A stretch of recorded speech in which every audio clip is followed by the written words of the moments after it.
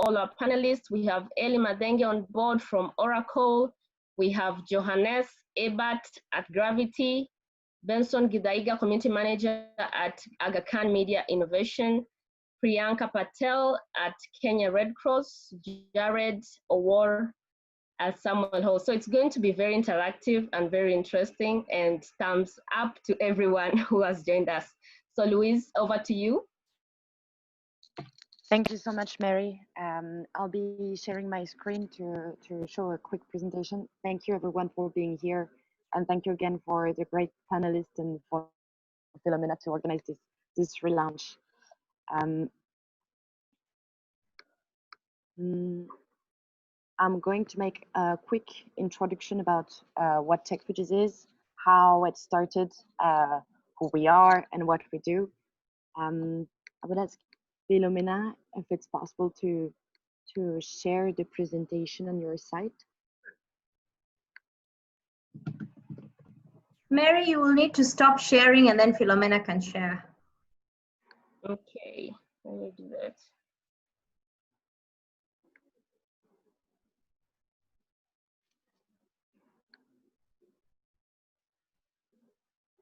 I'm not sure where I am now. Let me see. But in order not to lose time, because I know that we have super interesting conversation going on afterwards, I'll just start without the presentation. So my name is Louise. I'm working, as Mary said, as a global community coordinator at Techfugees, which means that I'm in touch with the different teams of volunteers that we have in the country where Techfugees is present. Techfugees is a global international organization with two different missions. The first mission is to build a long-term tech for refugees ecosystem, which is supporting technological projects, fostering the inclusion of displaced people. And the second mission is to support directly the inclusion of displaced people in the tech field. How we started in 2015 based on different facts. And it started in Europe, in London. And in 2015 in Europe, we talked a lot about the infamous refugee crisis. But what is important to say is that forced displacement existed long before and are still existing today and are reaching and concerning more and more people.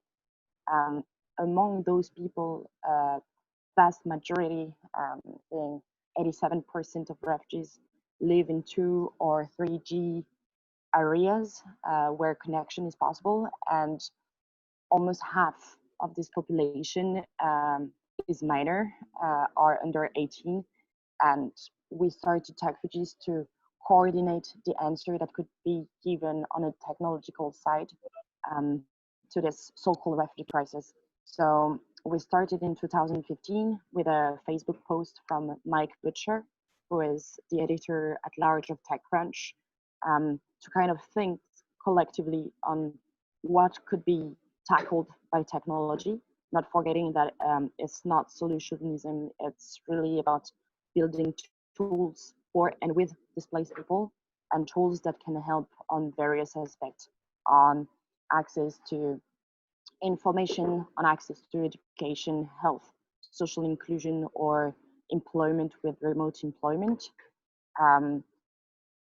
Following this first Facebook post, a community of technologists, of humanitarians gathered to collectively think, and a first conference was organized at the very end of 2015 in London to promote existing projects that were using technology for diploma recognition or access to various services in London and abroad. And it turned into a hackathon.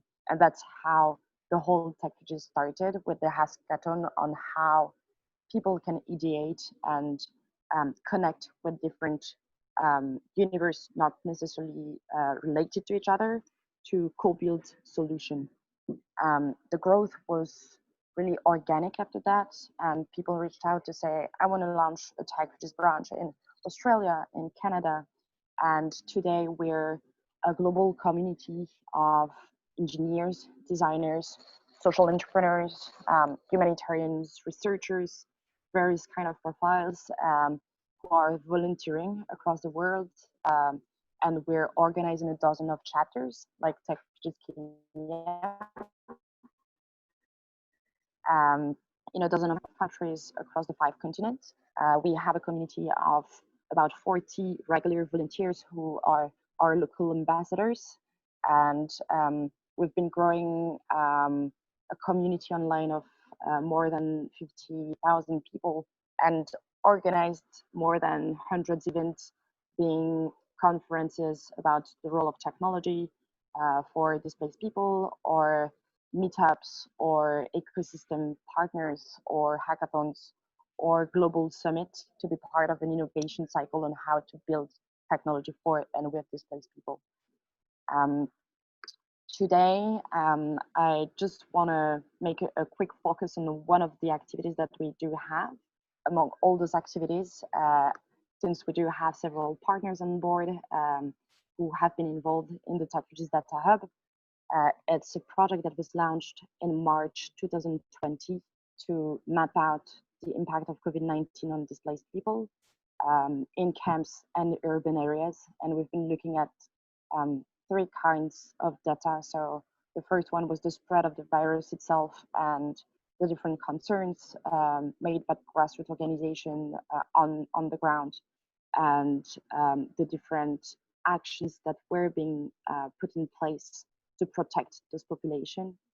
The second type of data was an analysis and a reflection and an overview on how this pandemic had been influencing policy level, so mainly asylum policies and resettlement policies, and the different kind of patterns and how the government had been reacting towards these communities.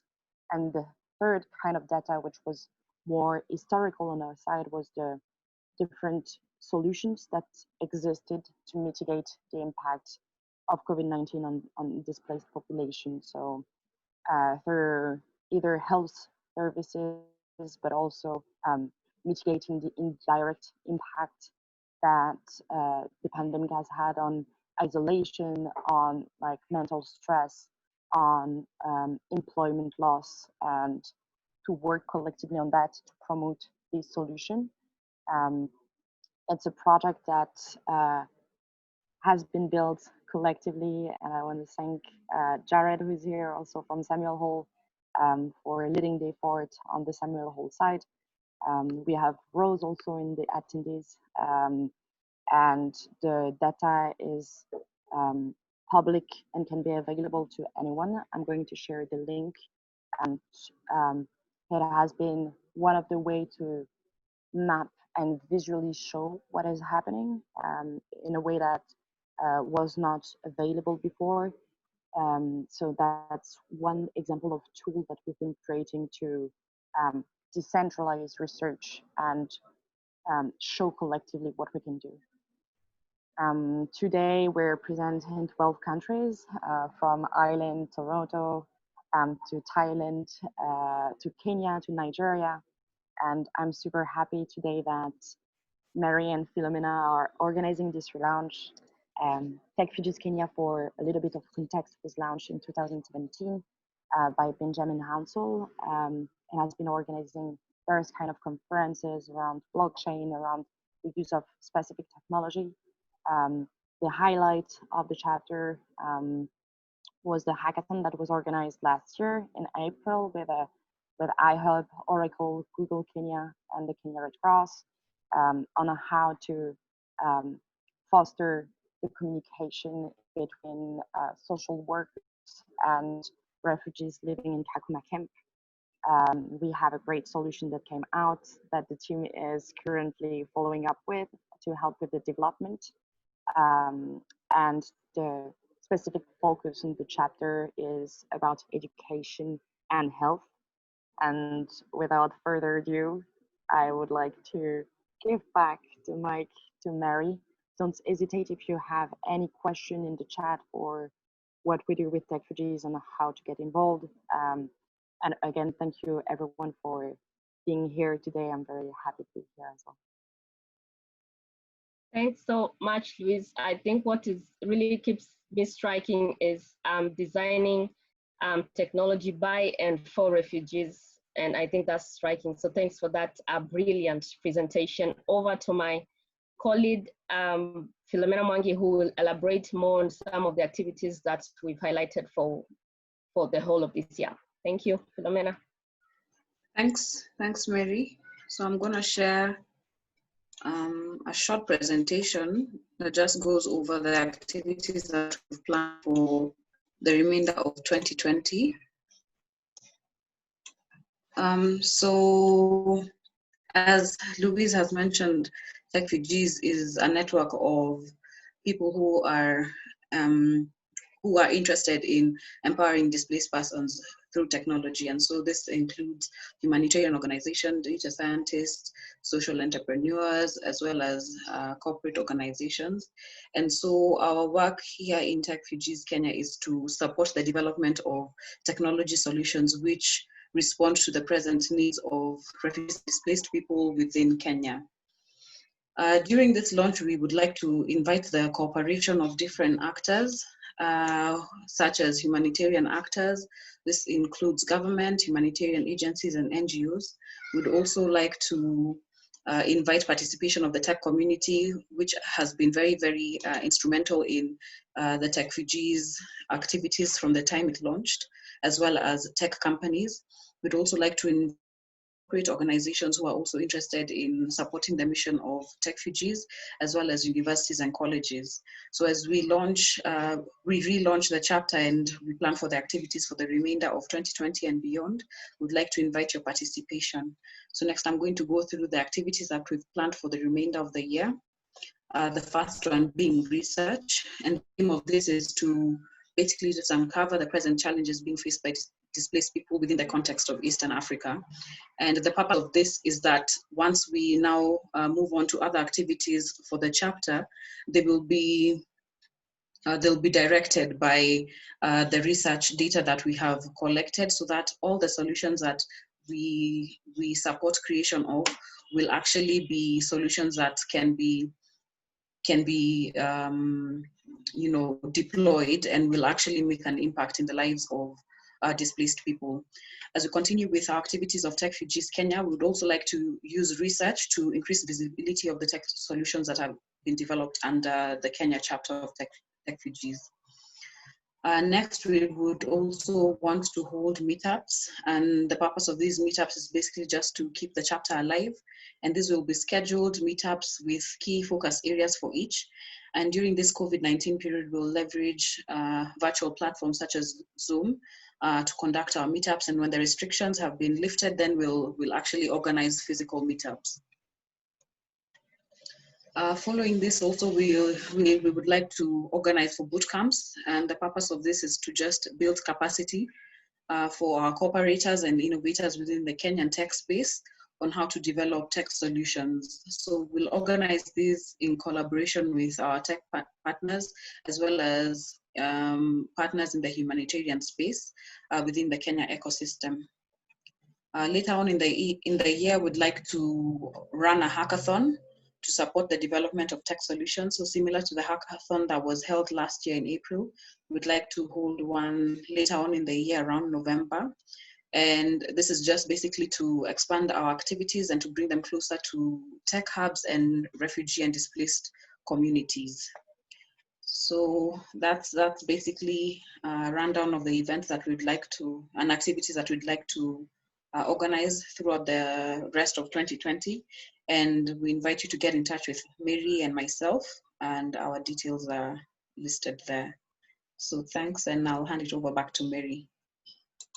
Thanks so much for that, Philomena. I'm sure no one would like to miss these interesting activities ahead of between June to December. So keep contacting us, and we'll get in touch with you. So I think we are now going to a very interesting part. Our panelists who have joined us, very interesting, and they will share with different experiences and questions that we have for them. And so I think my screen is on now. We are going to start. Generally, we are just highlighting how COVID has disrupted some of the issues and challenges that refugees are facing, whether it's security-wise, agriculture-wise. So they are going to share with us some of their expertise because they are very important to scale up impact. Partners come in very handy, and thanks so much for that. And so our first question directly goes to Jared Owor. We've done a lot of work with Samuel Hall, and what are some of the inequalities that are seen right now that have been exaggerated as a result of COVID? Thank you very much for the chance, to invite me to, be part of this great panel. It is usually, it's not easy, being the first speaker, in such a, a gathering. But I mean, it's fine. To begin with, I'll introduce myself. My name is Jared Owor. I work at Samuel Hall as the Regional Operations Officer. I have worked with refugees in the region East Africa, that is the Horn of Africa and West Africa, for the last 3 years, and therefore I have first-hand information about what refugees go through and the kind of life that they live. As I focus on your question in terms of the inequalities that have been exacerbated by and among refugees in Kenya during this period. First, I'd like to just highlight that, a bit of background, what's going on. Since the confirmation of the first case in Kenya in March 2020, so far the country has recorded over 3,000 cases. And amongst these, 11 of them are actually refugees from 2 of the main refugee camps in Kenya. 3 cases have been confirmed so far in Kakuma, and 8 cases confirmed from Dadaab. One thing that is very interesting, maybe to point out, is that, while most Kenyans, rather ordinary Kenyans, have only endured mobility restriction for 3 months now, refugees in Kenya have been under lockdown since 1991, when the first refugee camp was established to host refugees who were fleeing the civil war in Somalia. So you can imagine if tables were to turn the other way around, how long if you were to be under lockdown for that long. I don't know how the rest of us would live their lives. But anyway, that's what has been happening. And there are 3 main sectors that have already been have seen adverse effects of the COVID pandemic. So my presentation, or rather my contribution, will focus on these 3 aspects, and that is, one is health. The next one is education, and then jobs and livelihood. Now, when we look at health, previously we've had informal conversations with selected refugees and health practitioners from Kakuma, and there are things that we can particularly actually put across. And both Kakuma and Dadaab refugee camps, there are things that already we know. That first of all, if you look at the health facilities, which even before COVID were already stretched beyond capacity in both camps. Right now, we know for sure that they are not well equipped, and health practitioners are not well prepared to handle epidemic-related patient loads. Another area of concern is about availability of isolation facilities. Talk about ventilators, talk about the PPEs and the drugs for effective respiratory and cardiovascular support. They are really not, if not adequate, maybe not even there. And then also there are challenges with contact tracing and misinformation. And when you talk about misinformation here, which is actually something that is really worrying, you find out that based on how the refugees have seen how the overall handling of COVID, suspected COVID patients or even COVID patients, how they've been handled by government agencies, there's a lot of fear that has crept into the amongst the refugee population. And because there's little, or there are very few people to really put a record straight, you find that now there's a good number that is even shying away from going to hospital, even because of a normal, a symptom of fever. And when you look at this, leads to over-dependency on over-the-counter drugs. And then when you talk about over-the-counter drugs, then the other question you will be asking yourselves is, are they even licensed drug distributors? So this presents a huge health risk, since most of the drug suppliers, as I've said, are actually unlicensed. Another area is, with the limited access to clean water and sanitation, lack of hygiene in the camps can lead to the spread of the virus. I know that humanitarian agencies and the government of Kenya, they're both strengthening their response, but there is a lot that actually needs to be done in that area. The second aspect that I also want to just highlight a few situations or issues that I already I'm aware of, or we are aware of, is the education sector. And I would say that the indefinite closure of schools will further marginalize refugee children whose access to quality education is already lower than the rest of of the population. So for instance, if we look at Kalobeyei, you'd find that there are times you could find 120 children in a single classroom with one teacher. So further, we've also seen the government's response that the only way that they could intervene, or families are advised to intervene, is to use technology-mediated learning.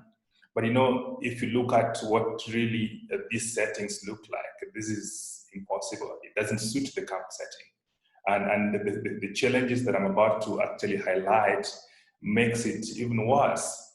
For example, you look at Kakuma refugee camp, or even Dadaab refugee camp. Internet and smartphone access is beyond the reach of many refugee households. So if you find a household that has, say, even over 5 children, or from a household that has 7 learners in different learning levels, this will be very difficult. One, for joint sharing of limited resources, lack of connectivity to electricity. Talk about high costs of internet access, amongst other aspects of it. So that again, asks you, are we really, sure? Fine, it is good to talk about technology. It sounds cool as well, but have we also thought about, the predicaments that these families, go through, and the infrastructure that is in place to support, all that we need to really, or what we're talking about in terms of intervention. I know that there's already, good effort that is being made, which we actually have to mention. That a number of organizations have adopted radio programs through local stations. For example, Ataneche FM in Kakuma, and talk about Gargar FM in Dadaab. They have been trying to use that to bridge the gap, but this too has its unique challenges. Very few families own radio sets, and learners are not able to access learning materials. And then again, another dynamic into this is the multi-ethnic nature of learners makes it even, makes the strategy nearly, infeasible, especially for learners who are still, at the formative stage. It will not be easy, because some of them actually arrive to the camp when they only know their mother tongue.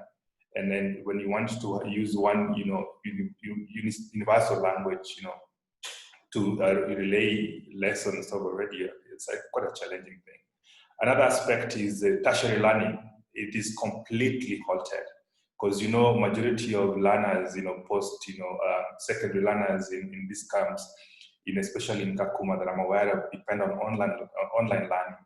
Now, since they have all along depended on various computer or learning centers to access laptops and the internet, which so far, since the government directive on restriction mobility, they have been closed to avoid crowding, and that means they're also cut off from accessing learning materials. So that is an area that, as we talk about the impact of COVID, we need to put clearly. And lastly, the last component that I'd like to talk about is jobs and livelihood. And just like I have highlighted on health and education sectors, the pandemic has had far-reaching effects on refugee access to livelihood opportunities. One, look at the restricted mobility, which has hampered the ability of business persons to access markets, both from within the country and across the border. You look at most refugees, for example, I will always use Kakuma and Dadaab. For Kakuma, for example, mostly they depend on nearby towns like Lodwar, like Kitale. Some of them, as far as crossing the border to Uganda, the same cross-border business you talk about in Dadaab, a number of them depend on stuff from Somalia and vice versa as well. Now, this has been stopped, and by extension has negatively impacted on availability of goods.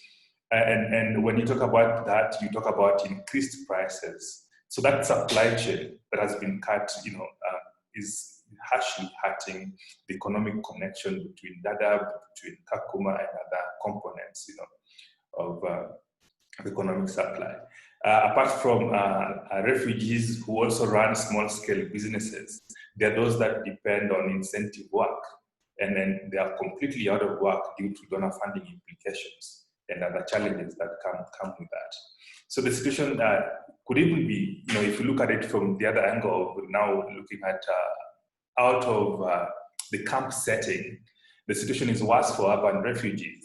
Some are either facing eviction threats or have been evicted from their homes since they are unable to meet their rent obligations. Without external support, most of them are unable to meet their accession needs. And of course, many face the limits of their business models. Take, for instance, a Congolese woodworker who employs 11 employees in his workshop can no longer produce or sell because movements in and out of Nairobi are closed, and his stores are no longer welcome in malls around Nairobi. So adaptation strategies for these refugee entrepreneurs are now needed. Technology, of course, has a promise, for instance, with the needed efforts for them to access digital markets. And this will not only apply to those that are in the urban centers, but even those that are in the camp settings. There's so much that is going on. There's so much that they are doing. And if we cannot talk about, for example, then how do we have to connect them to digital markets so they can also make a living out of this tough situation and find a way of meeting their personal needs, then it will be difficult, even as we continue to see this pandemic evolving in different phases. So as I conclude, I'd like to say that it is a fact that the pre-existing marginalization has indeed been compounded by the current situation. So pandemic has highlighted profound inequality and structural weaknesses that exist in refugee settings. I know all of us, like I've said before, some schools talk about technology. I agree again that it provides a great opportunity to disrupt these existing inequalities. However, I'd say that we have to be aware of the infrastructural challenges, how fragile the refugee context is, and how we can overcome all these inefficiencies and the challenge, infrastructural challenges to achieve the bigger goal. Thank you, Mary.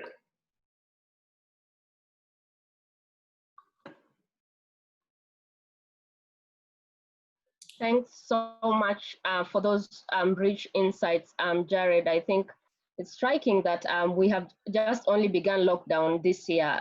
We have people over 20 years on lockdown. I think that's something which had not strike my mind. And so thanks for that. We'll move to Priyanka, the same question one. Welcome, Priyanka. Thank you, Mary, and thanks, Jared. I think you've covered quite a good amount of content regarding the inequalities that our refugees face within Kenya. I'll shed light to another side, but firstly, I'm Priyanka Patel. I work with the Kenya Red Cross Society as the Innovation Officer, administered under the International Center for Humanitarian Affairs, which is a research institute for the organization. It's an interesting conversation that we've been having in terms of how the lockdown or how COVID-19 has impacted the lives of refugees and the inequalities that are currently faced on ground there. But something that I'd like to shed light on is also that there's a program called Kalobey Integrated Socio-Economic Development Program. So this was basically introduced by all the different organizations focusing on humanitarian services that the purpose of this was basically to bring in equitable development, build peace, increase collaboration, try and merge or at least put peace between the host community and the refugee community. And it's been successful to some extent, where they've got intermarriages between host and refugee communities now. There's also been trade and business culture between the two. There's been a lot of money exchange, cash flow, either through M-Pesa or also physical cash. But this has all been there previously. Since the COVID situation started off, it's really impacted how all this continues at field level. And when I'm talking about field level, I'm referring to Dadaab, Kakuma, and Kalobey. So I'd like to talk about the host communities who have this perception that refugees are most likely to spread the virus. So it's not that it's proven, but they now have this perception that no, we need to distance ourselves from refugees because they get it, or if they have it, they're more likely to spread it than you and I who are from the host community. And even when it came to the cessation of movement, the movement was seized between Kakuma, Kalobey, and Dadaab, but then any sorts of movement to Lodwar or elsewhere for trade was still open. That means it was indirectly but targeted to refugees, because the host community is still able to move to other counties within the neighborhood to do business and carry out this business for themselves. But at the same time, they have been impacted as well as a host, because they're unable to make sales to refugees anymore. Because refugees would buy from the host community, take it back to their camps, and then make small sales within the camps. But now that they are not welcomed to the host side, the purchase level has dropped. So the supply is there, but then the sales aren't. And also, when you look at the intermarriage part of it, if there's a family that has intermarriage within that family, then they're unable to practice the family tradition of visiting homes, or even going next door, because he or she is a refugee married to a host member. So there's a lot of cultural and traditional values that have been impacted because of this COVID-19, and how the hosts look at the virus being focused on refugees. But from the refugee perspective, they personally feel targeted, one, because of the cessation, when this whole directive came out that movement from Kakuma, Kalobey, and Dadaab is locked down, and they felt that, okay, what are we supposed to do now? Because they were also depending on some of the remittances from relatives abroad that would send them cash for this, for refugees to sustain their basic needs. But now, because of lockdown in those countries, they're still unable to depend on that as well. And they can't perform business anymore with the host. They can't even make small sales internally as well, because their customer is no longer able to purchase this item because their income has also dropped drastically. So as Jared said as well, there's a lot of gaps in terms of information being shared with the refugees. There's a lot of misinformation, which is very worrying, because the refugees we're looking at within Kenya come from different backgrounds and different countries. So they have very various languages that they understand. So yes, they probably understand Swahili a little bit, or English to some extent. But when it comes to such sensitive information, they need to get the information in the correct language to get every detail of it. And they've tried to do this through the local radio station that is there, which is called the REF FM in Kalobey, which provides them with some subsequent amount of information, but at the same time, it can't be fully relied on, because there's insufficient experience within or expertise from the journalism department at the radio station. But what they did do is they depend on WhatsApp or Facebook to get the right information, because those platforms have language, that they can understand. They've got videos, they've got messages that are written in language they understand. So they're able to do that, but that is only for a selected group who have access to smartphones. So brings in the whole issue again, those that have feature phones are not, at an advantage. So they depend on a neighbor or a friend giving them the information, but sometimes, by the time the information gets to you, it's completely changed. So there's been challenges on that for them to understand. And also there's the traditional aspect, because most of them feel that this COVID situation doesn't exist at all. So the traditional values there are saying, okay, we don't need to exercise over precaution for this, because for us, this is how life has been for, as he mentioned, ever since they've been around, life has been on a lockdown for them. So for them, if they go more into another lockdown, it's like you're neglecting them even, to breathe or to move out of their place as well. And that really affects the entire trade, the entire business, the entire traditional values, but also how they interact with their neighbors, how education is looked at within that setting. And also host communities have been helpful to some extent, because there are some shops that have offered certain discounts or offers to students from the refugee side to come and use the cyber cafe. If they're charging 100 shillings, then they'll charge 50, just because they know that these students need to access internet. So let's provide it at a half price. They're also doing that because they want to ensure at least there's some income compared to none at all. At the same time, as a student from a refugee setting, I have very less savings. So I can't go to the institute anymore for studies, but I still have to finish my assignments. I still have passion to study. So I'll find time to go to the cyber cafe, but only if my pockets have something in them. If not, then I'm left with the books that I have to understand by myself what that particular chapter means, which means now it's creating more of a gap, and those students, or university students as well, are left behind at a slower pace compared to the other students that they probably sit with in the university or class. In terms of insecurity, there's more challenges there. As I said, host communities don't feel comfortable interacting with the refugees at the moment.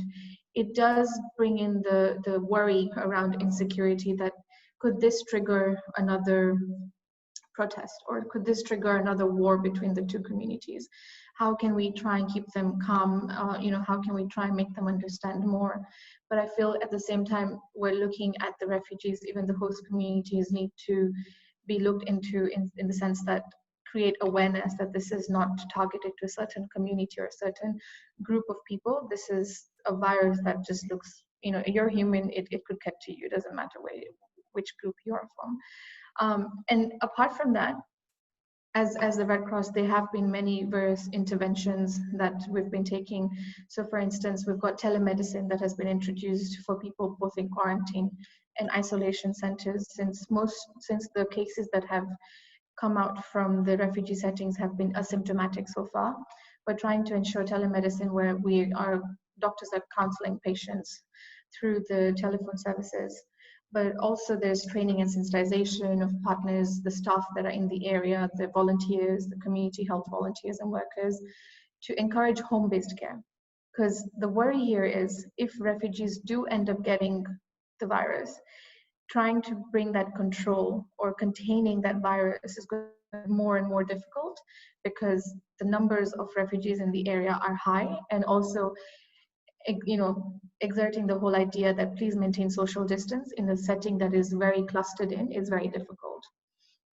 So how do we then ensure that they're keeping their distance or they're staying indoors? We've introduced home-based care. So this has just recently been introduced, and it's still in works. We have door-to-door visits for more awareness and precautions. We're trying to use language that is understandable to them, but at the same time, there's more gaps in, for example, French is a language that is not very commonly practiced in the country. Even Aramaic is not practiced. So some of these languages are the barriers. We're also trying to discourage unnecessary movements into hospitals, because the more people crowd themselves in hospitals, the more chances are that it's going to start spreading. And of course, we've got the hotline number, which is 1199 for psychosocial support. However, from a humanitarian perspective of how technology can fill these current gaps, we feel, and we are currently exploring a two-way communication platform. So how can we engage with these communities on a much more comfortable platform, that we don't have to face-to-face interact with them, but they can message us anything, complaints and feedback. Also have a mental health chatbot that can be run on WhatsApp and social media platform, so that they're able to express themselves if they're facing any injustice on ground. Then they're able to openly talk about it through this platform, because they're not, worried that someone's going to record their face to it or take their identity and pin it to that particular complaint. Apart from that, how can we look at putting into digital identity platforms for these refugees? Because for years and years now, refugees have fought for one thing, which is identity. And yes, we as countries host them within our boundaries, but then at the same time, the challenge is if they don't have a national identity, they're neglected of certain benefits or services. So instead of fighting for the national identification side of it, which involves so many stakeholders, and it could be a lengthy discussion, how can we develop digital identity for these beneficiaries or these refugees so that we're able to still give them some sort of benefits so they don't feel neglected? And when such pandemics occur, they might be another one anytime soon. What do we learn from this one so that when it comes next, we're not depriving them of their rights? And also when it comes to software and technology, we've got a lot of mobile technology out there right now. It's very possible to just put in a software that can translate information for beneficiaries or these refugees into language that is understandable for them.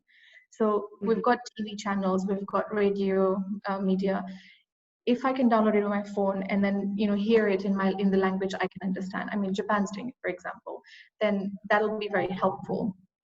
But also if we have an online platform where trade is practiced within that community, so that we're discouraging the physical interaction and also that discomfort of, oh, so-and-so is a refugee, so-and-so is a host. It only requires you to put in your name or your company details, that's it. And that way you're filling out the gap of dividing or knowing, acknowledging them of a certain group, but you're considering them just as businessmen or people who are just trying to make some income for sustainability. And all these technological advancements that if we put them in place, then we're really going to address the gap, not just of how the inequality is currently present on ground, but also how we can sustain the entire integration program that I mentioned initially, the one of socioeconomic development program, because we need to look for sustainable solutions and not for the challenges have been there since refugees have been existing, which has been before you and I were born. So it's like we're going round and round in circles of inequalities. Every time there's a pandemic or there's a global crisis, it just exaggerates the inequalities they face, but they've been there even before the pandemic. Right. Yeah, thank you. Thanks for that, Priyanka. I think quite a lot of diverse aspects of answering the question, and we really appreciate your insights. And I think much of what the technology aspect of it will lead to our next question, which Johannes is going to answer that question, and Benson. So over to you, Johannes. Okay, thanks, Mary. Thank you for letting me be part of this. So my name is Johannes. I'm the co-founder of a company called Gravity Earth, which is a decentralized identity or digital identity company. And that basically means that we enable individuals, and that also includes refugees, to sort of build an identity based on the different kinds of data that are collected about them in different sources. So for example, a project we do in Turkey is that refugees that do a lot of different livelihood trainings, but never keep a track record of it, bring this data together on a digital wallet on the Gravity platform, so they can share it with an organization if they need to, and can build sort of a profile over time. And that also helps the organizations, because what the situation we often have, I think, in the humanitarian space is that everyone has a sort of silo of information they can act on, but it's really not in one place, and it's often incomplete. So if every individual or beneficiary can sort of manage their own information, then it's easier to reach out also in a time of crisis like that to the right people and serve them with the right response. So that's what we're doing. And with response to the question, I think Priyanka already mentioned a lot of things actually of how technology can help, and we've already heard from Jared and from her as well, that it's really only I would even say, a small part of the solution. I think we should really use all these technology tools that are available, but there are a ton of barriers that have not much to do with technology at all. But that being said, I think the first way where really can help reduce some of these inequalities is maybe making the response to this kind of disasters, to this kind of shocks, more efficient. So in a situation like now where people have to stay at home, can't earn their living anymore, can't go to school anymore, can't run their business anymore, it's important, as Priyanka said, to know how to target the response. So I think, for example, if we think about a problem that Jared mentioned, that business owners all of a sudden cut out of their supply chain and can't earn a living anymore. If we knew who was a business owner and what kind of facility they need, maybe a cash facility or whatever, and we provide that through the means of digital payments, for example, and we could even communicate in the right language because we also knew what kind of language they speak, that would help, I would guess, a great deal in making response faster and also more targeted and more efficient. And this is certainly something where things like digital identity and electronic payments can help. But of course, then we see right here that there's already a barrier, because in order to receive electronic payments, you need a SIM card. And for that, you need a legal identity, a government-issued identity. So, and that's also actually the reason why I think, especially in Kenya, a lot of these problems now with serving the refugees with this kind of facilities exist. It's not that the technology is not there, we don't know how to use it. I mean, M-Pesa has been around for 12 years. It's just that even that's big humanitarian organizations like the Red Cross, the WFP, struggle with getting the government on board to get people the legal documents required to get access to these kind of channels. But certainly there's, if these channels are out, challenges out of the way, there's a lot that technology can do. And they may be, and then maybe the next layer would be, okay, in a time that is not a crisis time, what can it do? And I think there's different layers again. There's a basic layer, there's an infrastructure layer, there's a service layer, and then there's really also an empowerment layer for technology. So at the basis, we have, the infrastructure, we have internet access, we have hardware, which we've heard mentioned a lot actually, simply access to devices so that people can do things from home and receive payments and access education from home. And I think in terms of internet access, for example, this is probably a problem that I think should soon be solved. I mean, I hope that Google will just put a balloon somewhere above Kalobey and end it up, and the thing is solved. And I think this is actually not something that is outrageous and something that I expect to happen soon. So, then of course we need to make sure that people can interact with this in the right language, through the right devices, and so on and so forth. But I think some big barriers will be moved out of the way in this way. In terms of then services like health, access to finance, education, this is not necessarily my field, especially health and finance, telehealth, especially health and education, so telehealth and education. I know there's tons of solutions there, of education and telehealth solutions and whatnot. And I'm not in a position to say how well these work, but I think there's also barriers here that are more around maybe the community, organizing communities, organizing the way through which people can get around these kind of platforms, creating learning environments where these things can actually be used effectively. So yeah, this is also this is not a technological barrier right now for me. I would say it's more like about, you know, this behavioral aspect of how to use these things and how to create the environment to use these solutions that are already there. And then in terms of enablers or empowerment, I think going forward, technology, and also maybe something that you know, can be done on this kind of Techfugees platform. It's about there's a ton of technological tools out there that really empower people around the world, that empower people to become e-commerce entrepreneurs, that empower people to build applications much more easily than what it used to be. So being able to activate the community around these things so that they can actually build these tools themselves is something that will become where I see a lot of potential, because it's much easier to develop applications, to set up marketplaces for local environments, and so I think these are interesting things to look into also as you look into engaging the community around technologies. Yeah.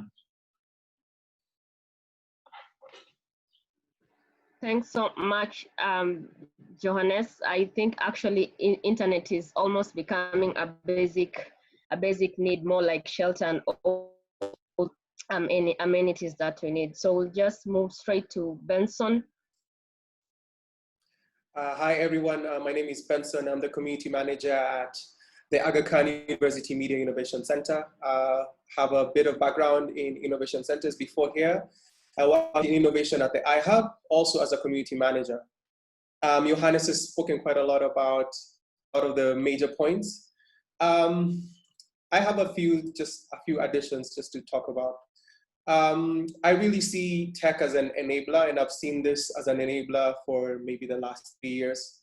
It's not an isolated super pill that someone can take and it solves all the problems, but it has a very human side that requires a lot of constructive structure, or what I like to call social tech, that enables it to function.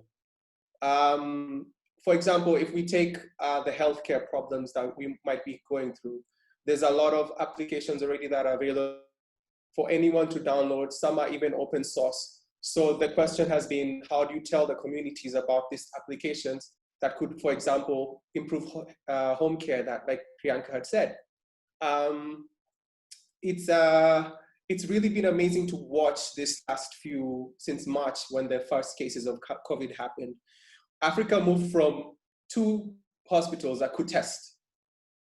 And right now, as we speak, just about every major hospital in almost every country can be able to test, with some going beyond it and being so innovative with the tech that they currently have, and lowering the cost of an actual test to almost just above $1. So the people have the know-how. We don't need someone from outside to come and tell us how to do things. It is right here at home. Let's take another example. As soon as it came up, ventilators were an issue. Majority of the countries that had the money or the manpower created their own, or moved their technological divisions into a space where they could now create ventilators. In Kenya, of course, you had now to buy ventilators at a much higher rate because they're already in low supply. The University of Nairobi, a really great job. They went and created a ventilator with local material, but where did it go? Nowhere. No hospital has contacted them. No one has bothered. So the tech is there to sort of help mitigate the problems, but there's really no support system or the social tech to enable it to really happen. The president, when he actually wanted to run for president, he actually said, they're gonna give us all these laptops.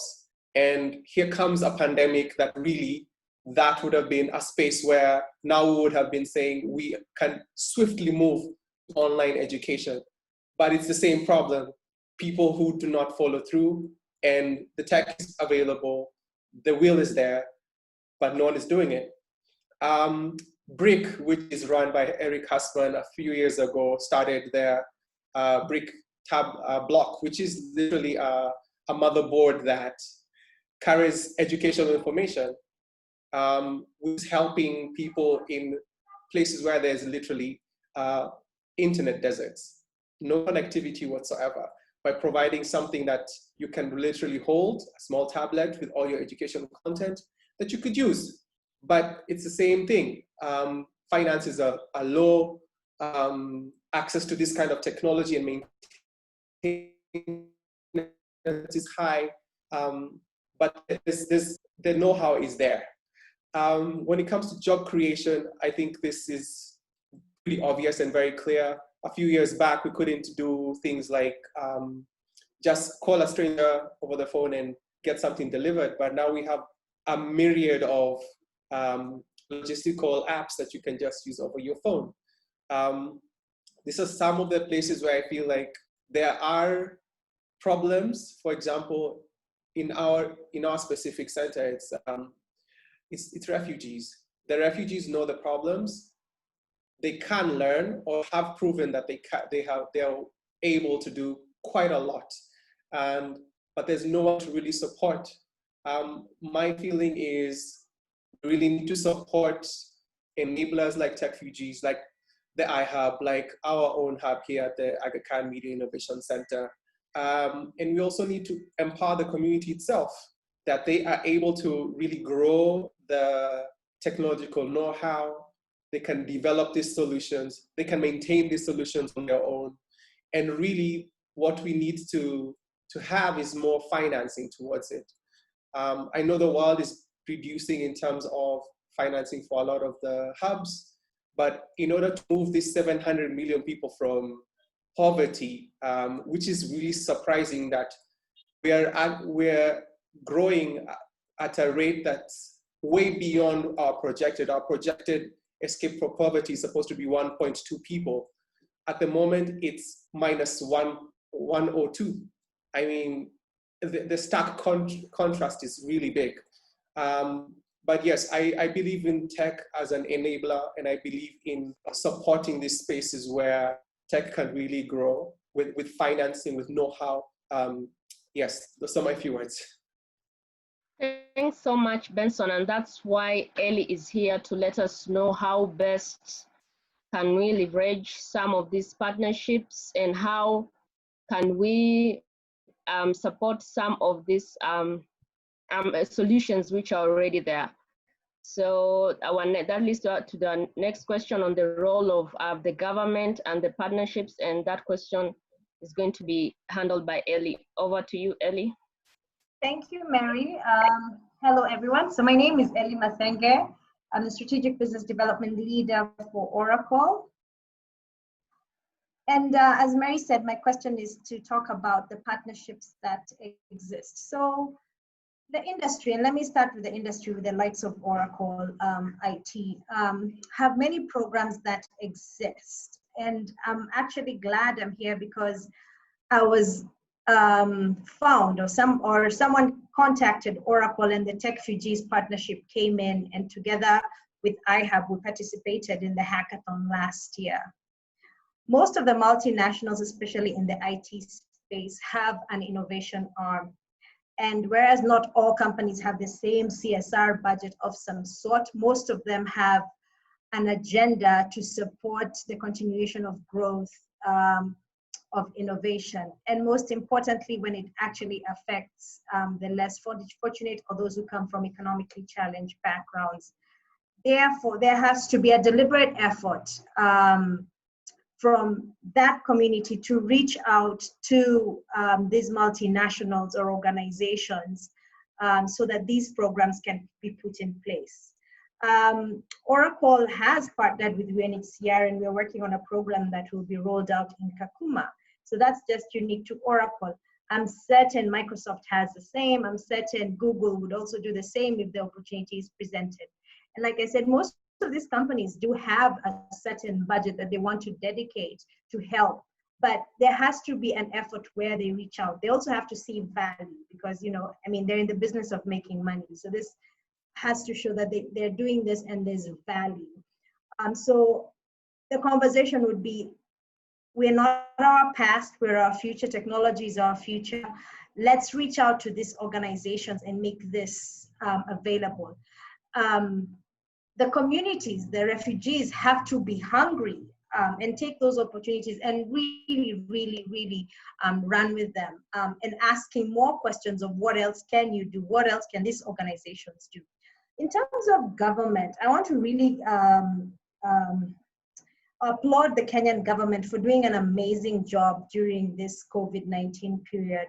But most importantly is what we have seen that has risen. So as the government tries to make sure the numbers don't go up, the Ministry of ICT called a call for action for people to share ideas in health, economy, food, livelihoods, logistics, and transport. So all these are ICT innovations, and there's a COVID ICT committee who's receiving all this information so that they can come up with innovations that can help. That's an opportunity. So that means they're waiting for anyone, basically. It doesn't have to be private sector. It doesn't have to be an NGO. It could be anyone who comes up with this innovation that the government can take and run with. We reached out as Oracle to the government and said, we'd be interested in partnering with you. And I know they've done a hackathon. And some of that hackathon is to actually acknowledge and solve some of the challenges that are existing. So the government is doing its part. Could they do more? Absolutely, they could do more. But there has to be someone who leads that conversation. There has to be someone who pushes. And maybe it's private sector, maybe it's a consortium of private sector and public sector together. And together with the refugees, that they can come united and lead that conversation so that they get more out of the government. And it's really because it's really the Kenyan government has done a lot, even in just housing and giving refugee placements to the people here. But we're surrounded by other countries, and most of our refugees feed from other countries. All that knowledge around us is knowledge that we can definitely tap into. So I think these conversations have to start, they have to be delivered, they have to be done by people who are pushing them. So well done to the likes of Techfugees.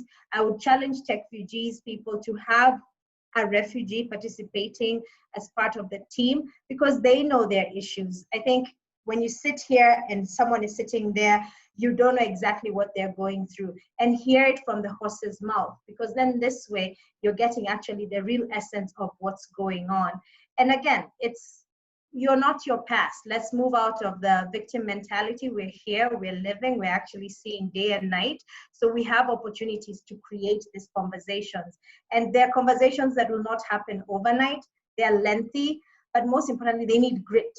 They need grit and they need continuation of conversations. So using the available resources that are there, the likes of UNHCR, the likes of Techfugees, the like of UN, the like of the foundations that are supporting all these, but it has to be a very well thought out conversation and continuous. At no point can we stop having this conversation, because then we will lose on a part of our economy that's crucial.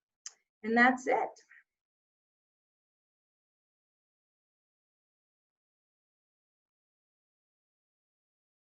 Mary, I'm done. You're on mute.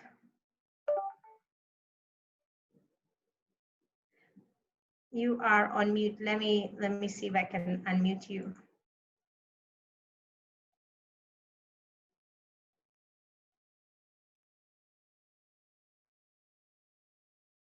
Okay. Can you unmute yourself, Mary?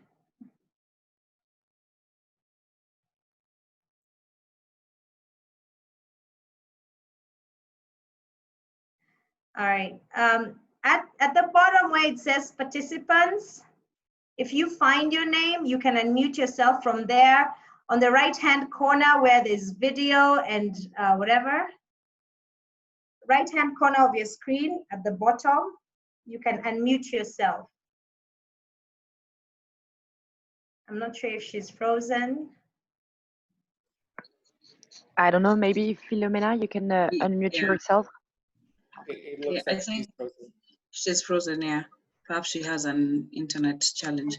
Anyway, Yeah, so I'd like to thank you all so much for your insights. It's been a very interactive discussion. I think we've all learned quite a bit from your individual experiences. So I'd like to just go over the Q&A section. A couple of the questions have been answered. The live questions that we have, the open questions rather, one from Twahir Hussein Kasim, who has been very active in the Q&A section. So he had asked a question regarding whether biometrics can be used for identification of refugees. I know from the perspective of Johannes has been talked about blockchain being used, and he says that Johannes answered the question somehow. So this question was directed to Priyanka, and so I don't know if you would like to make a comment on that, Priyanka, on whether biometrics can be used for identification of refugees and displaced people. Yeah, sure. So definitely it can be used. It of course involves many stakeholders that would have to include in that. We have done one a couple of years, 2016 I think, we did one with another company called Unimed. So we did take biometric registration for the refugees just to ensure that we're improving the health services that they receive. So every time they get registered, they are associated with a certain facility nearby at any given point. Then they get reminders on vaccines or hospital visits with their children. So we've done that before. It just it requires a lot of protocols because previously we've done it with a very closed loop approach. So if we're to scale this out, then it is possible. Yeah. Thank you so much for that. I'm sure that answers the question. Johannes, would you like to chip in regarding what technologies can be used for identification of displaced people and refugees? Sure. Well,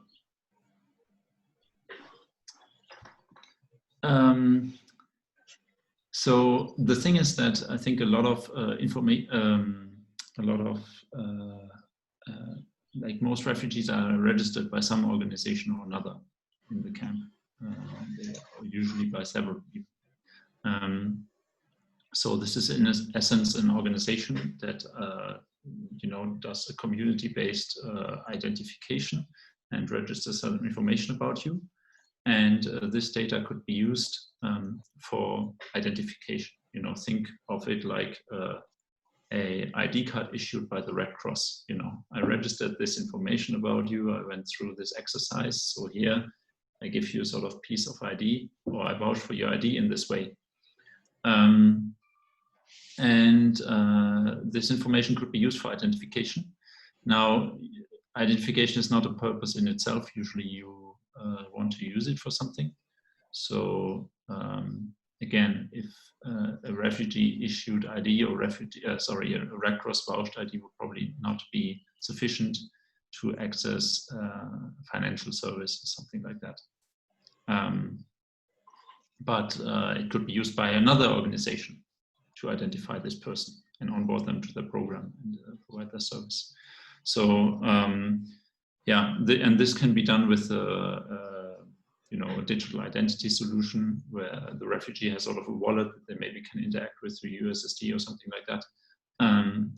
That ensures that the data is not stored centrally, but that is sort of stored under this person's control. And I mean, the same goes for biometrics. It's just another, it's something that can be collected, but the question is, what should it be used for? That's always the question, actually. Right. So I guess we can all agree that identification is used as a means to an end. So I'd like to give the mic to Abri, who would like to say something. So Abri, if you're there.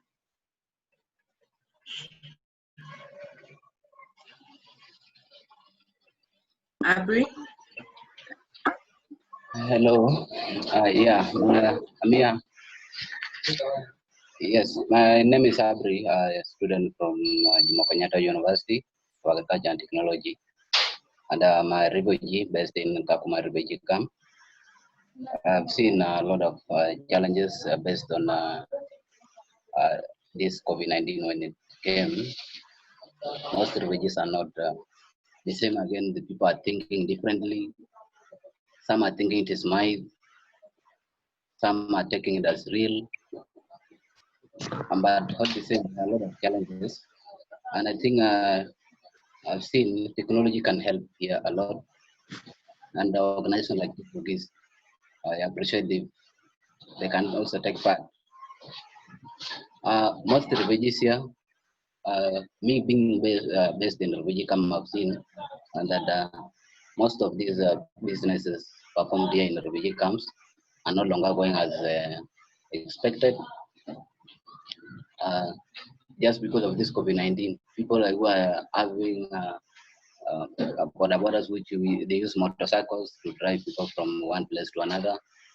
Their business have gone down because they can no longer carry two people at the same time because you're supposed to maintain some distance between even the rider. And business people are finding it hard, not even border borders alone, but also other businesses where people are just want to interact with each other. It is getting hard. Someone said before mentioning about staff who are incentives and they were depending on this small amount of money. It is also hard for them because when this COVID-19 came,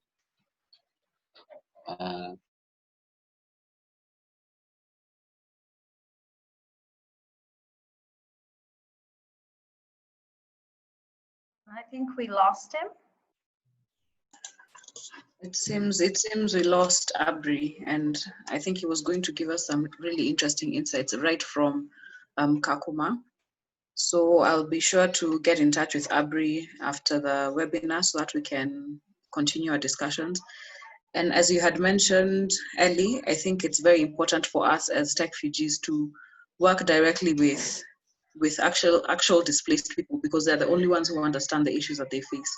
And so this is a goal for us as Techfugees Kenya to directly involve refugees and displaced people in developing solutions for them, because that way then we know we're answering to a present need, and only a refugee knows the life of a refugee, or a displaced person knows the life of a displaced person.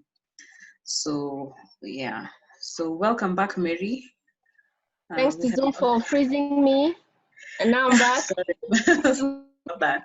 Taking over the questions. Sorry about that. So okay. So just one last question. Okay, just go on, Philomena. Yeah, so there's one last question here from Brian Chirchir. His question is, there are some trending technological skills such as data science, machine learning, digital marketing. How are these skills fostered in Techfugees? So I think I can attempt to answer the question, but I will still invite Mary and Louise to try and answer the question. So as I had mentioned at the start of this session, we would like to organize boot camps, boot camps with our technology partners. And the essence of these boot camps is to build capacity within the tech space and also with our collaborators as Techfugees. And the essence would be to cover such skills in our boot camps, and specifically with regard to how these skills can be used in developing solutions that answer to the needs of displaced people. So Brian Chirchir, I hope this answers your question. I'll invite Mary and Louise perhaps to speak on that. I think Louise, sure. over to Thanks. Yes, we have developed within Techfugees also a fellowship program, which is a 6 months program for refugee women who wants to get back into tech jobs. The program is actually currently running for the 3rd batch in France, and is being scaled in Greece, so not yet in Kenya, but it's a program with training sessions, mentoring sessions, and networking events to support women who are doing either professional reconversion or who want to get back into the job that they previously had in their country of origin. So we are working indeed on digital marketing and communication, web and app development, data analysis and data science, cyber security, and digital project management. So these are the 5 tracks that are being part of the program, and we're working with educational partners to provide with the content of the trainings. Thanks, Louise. Mary, would you like to? No, I actually will not add anything. I think that's answered with you and Louise. So are there any more questions, or it's a wrap up? I think there was a Faceless Hacker participant who wanted to join, but I'm not seeing him, so I don't think that's possible anymore. He wanted to share his experience. I think this is a learning lesson to us. We said 1 to 2, but our apologies. We are almost hitting 2:30. Oh, Cliff, are you there for closing remarks? And then I think maybe Louise will give we'll thank all the panelists again, and then we'll wrap up.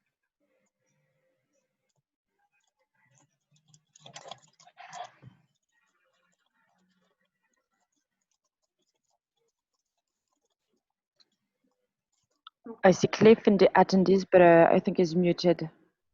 All right, he can unmute himself. I've allowed him to talk.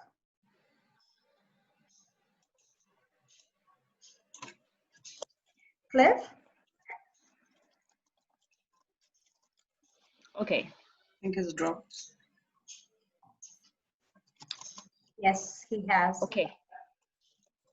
So I think closing remarks from all of us. I think the panelists first, and then we'll sum up. The core team will sum up. So Jared, Priyanka, Johannes, Benson, in that order. Then Ellie. Thank you for that, Mary. Just to finalize on this, one, it was really great pleasure to join the rest of us for this conversation. This is one area that I'd want to see more engagement and more involvement, not only from us, but also from the rest of other stakeholders. Speak of government, speak of private, sector, speak of even the refugees themselves, as we have highlighted, so that we sort of have a holistic, conceptual understanding of the setting that we are talking about, and that we hope to see, changes, especially right now that we are dealing with the pandemic. There's so much to be done. It is good to have the conversation, but the question we should be asking ourselves then, what next after the conversation? Can we involve the rest and have action taken on the areas that these conversations are revolving around? So let's reach out and make find ways of making a change in terms of addressing these inequalities that actually are likely to bar the refugees from benefiting from the use of technology. Thank you.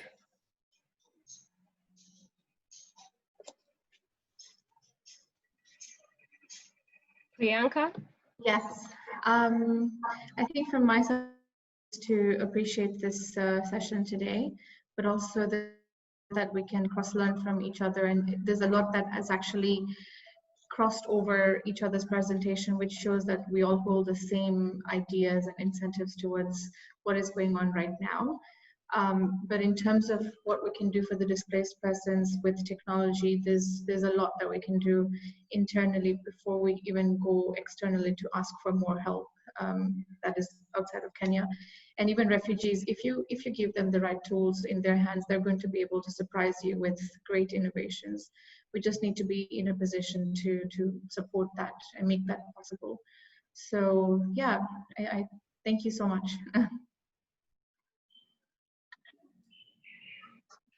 Yeah, thanks. Who is next? No, okay. I don't have much to add. I echo what Priyanka said, that I think it was clear that there's things to learn from each other's unique perspectives, and I hope that we can involve also the refugee community maybe more in this discussion, and yeah, continue that dialogue. From my end, I hope that people do embrace the technologies that are created, either if they are from refugees or not. I got really excited this week when I saw that the UN had a computer simulation tool that literally enables you to, or governments to weigh policies. So if they choose this policy, what decision does that make, or what happens to it? I hope that communities get empowered to actually grow their tools. There's a lot of great ideas, very few people helping them out. And a lot of the supporters don't see that, that the innovators also require a way of sustaining themselves. So sometimes they drop off the ideas just because they have to prioritize their day-to-day bread over, progressing their solutions.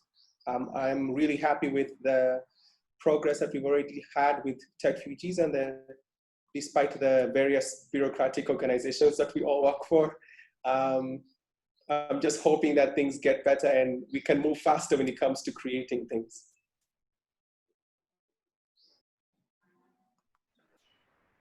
Ellie, are you there?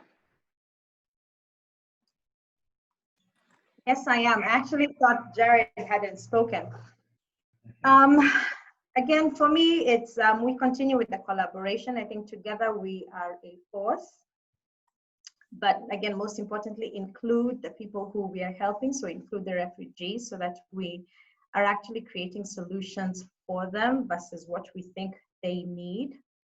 I'm excited for Techfugees, such a noble cause. Oracle is here to help you participate and at the same time support you to forward, continue engaging with you. I'm interested in that program that you said has rolled out that has a focus on refugee women. So Louise, it would be good if we could catch up on that later. But overall, I think this conversation starts now. We keep at it, even if they take long. But I think together we can do a lot of impact and make it.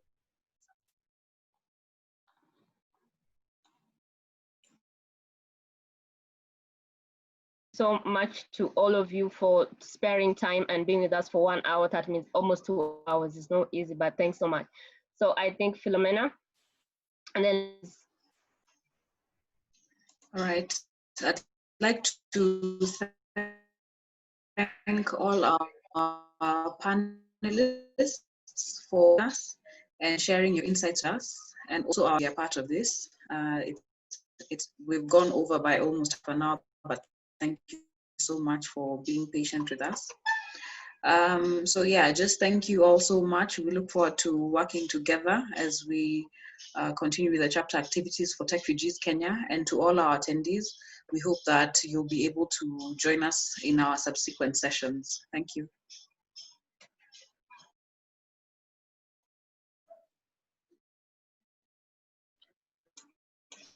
Thank you. Thank you.